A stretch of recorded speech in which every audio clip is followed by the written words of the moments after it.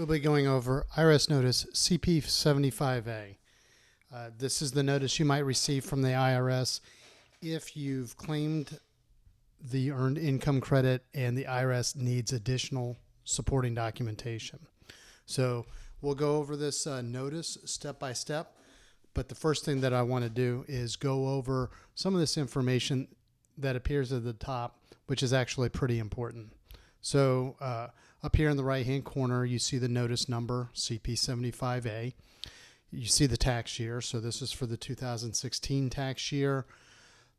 The notice date is possibly the most important piece of information in this upper right hand corner.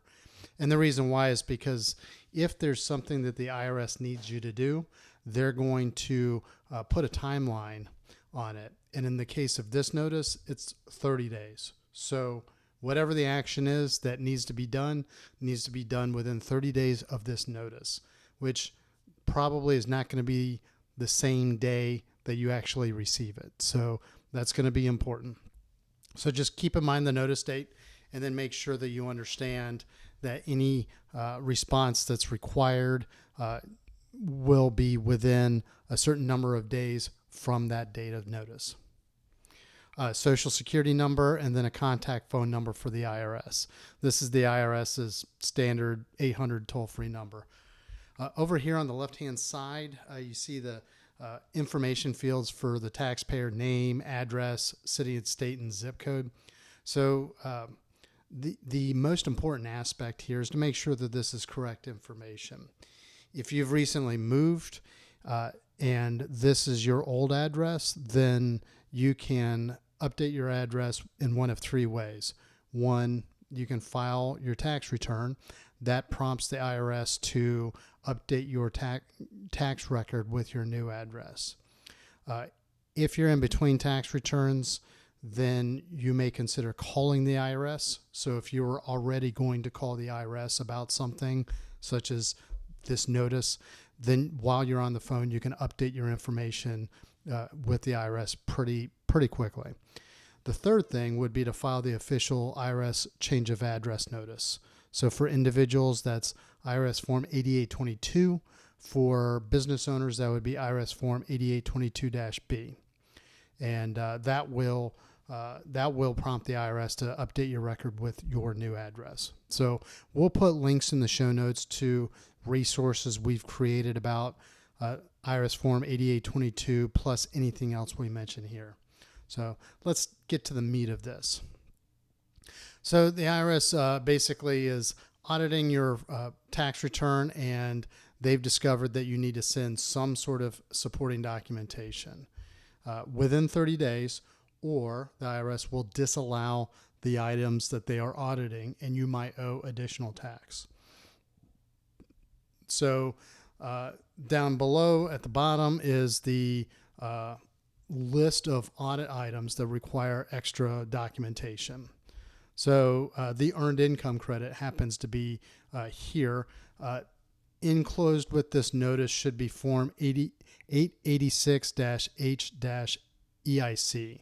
So this is the list of documents that you need to send to claim the earned income credit on the basis of a qualifying child or children for that tax year. And basically, you'll need to submit the documentation that the IRS is requesting to show that your child meets the relationship, age, and residency tests so that you can qualify for the earned income credit. So I'm just scrolling through to see what else there may be. I don't see any information on Form 886-H-EIC. This is usually a form that they'll send with you, and it contains a checklist of different items for the earned income credit.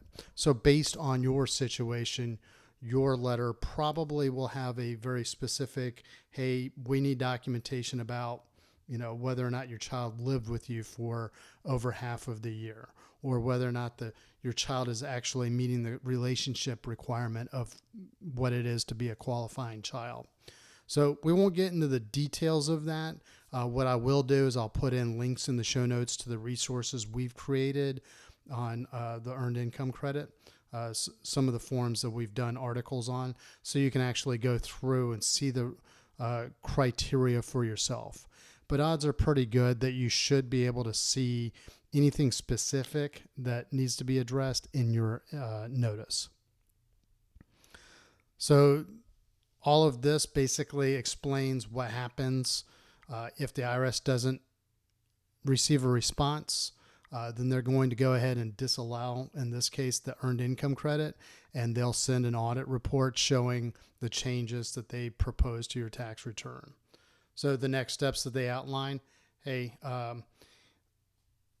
once you send in the information, it should take the IRS about 30 days, and they'll respond either with sending you your refund and a letter that lets you know that your audit is closed, or they'll send you an audit report that shows the proposed changes plus any additional tax that you may owe and any penalties and interest that were calculated.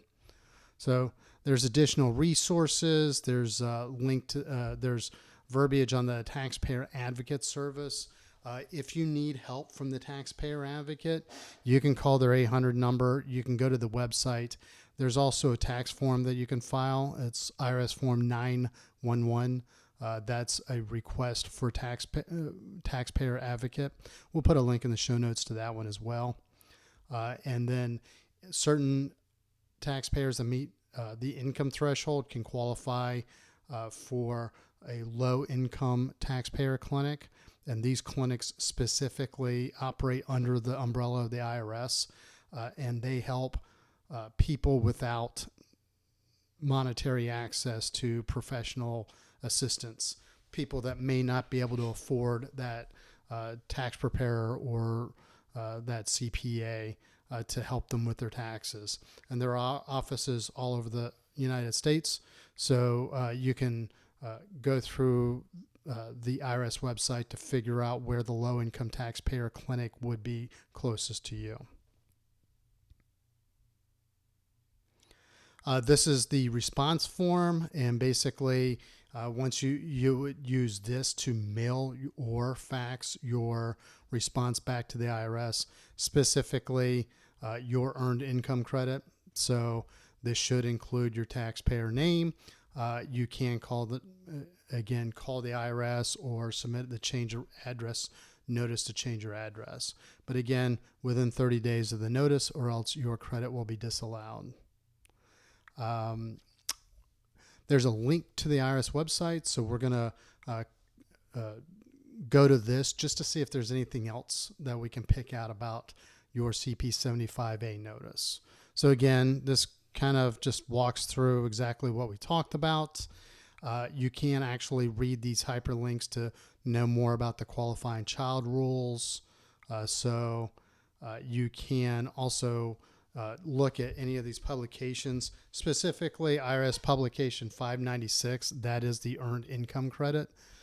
So this is, rules for everyone, rules if you have a qualifying child. So if you have more questions about the relationship, age, residency, or joint return tests, you can go to the Rule 8 chapter, and you can see what the qualifying child criteria is right here. So a qualifying child is someone that is one of these: son, daughter, stepchild, foster child, or a descendant, or brother, sister, half-brother, half-sister, stepbrother, stepsister, or a descendant of any of those, such as a niece or a nephew.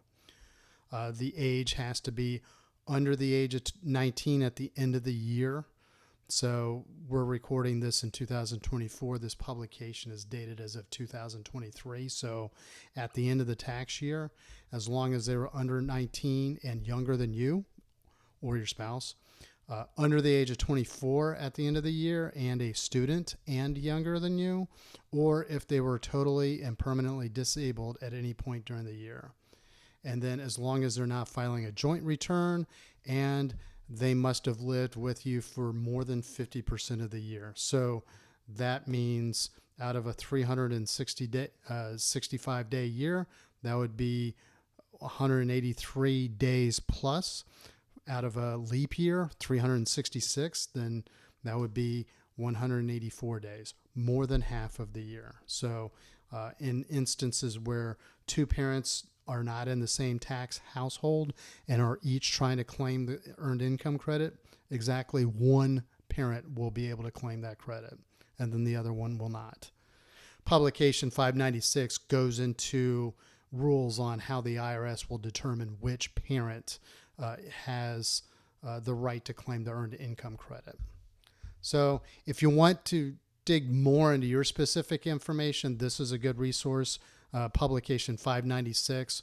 All you need to do is go to this link that is right here in your notice, CP75A, and then from there you can click the hyperlink. So we'll put links in the show notes to the articles and videos that we've created about some of these forms and topics discussed here. So if you like any of our articles, please subscribe to our newsletter. And if you like our YouTube videos, please subscribe to our YouTube channel. And if you have any questions or comments, or if there's another topic that you would like to see covered in an upcoming video, please hit me up in the comments section. Thank you very much and have a great day.